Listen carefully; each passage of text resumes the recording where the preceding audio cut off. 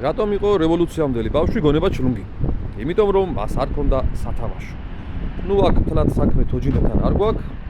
აქ საკითხია უფრო ბავშვის ჯანს არ თამაშზე, სათამაშოზე, მის განვითარებაზე. და მაინტერესებს ვინმეს გონია რომ ამ პარკში ბავშვები განზრახ მოდიან სპეციალური ინსტრუმენტებით, აი მაგალითად აქ ხსნიან აი ამ უზარმაზარ ბოლტებს და განზრახ ამტვრევენ პარკის ინფრასტრუქტურას. ნუ გასაგებია რომ ბავშვები ცელქობენ რაღაცებს აზიანებენ, მაგრამ მშობლებთან მაქვს შეკითხვა. თქვენი ბავშვი სახში სათამაშოს რომ აფუჭებს, მე აღარ ყიდულობთ? ანუ ასე უნდა გაატაროს ბავშვმა მთელი 18 წელი გატეხილი სათამაშოთი და ასე უნდა დავსაჯოთ ბავშვები? ან კიდევ აი ეს საოცარი საქანელია ალბათ ეს რო ჩვენ დროს ყოფილიყო ბავშვები აღარ გამრავლდებოდნენ.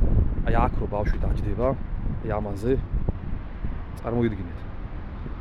ხო, სხვათა შორის ხელში მიჭირავს 2 კილომდე კიტრი, რომელშიც გადავიხადე 15 ლარი დაახლოებით.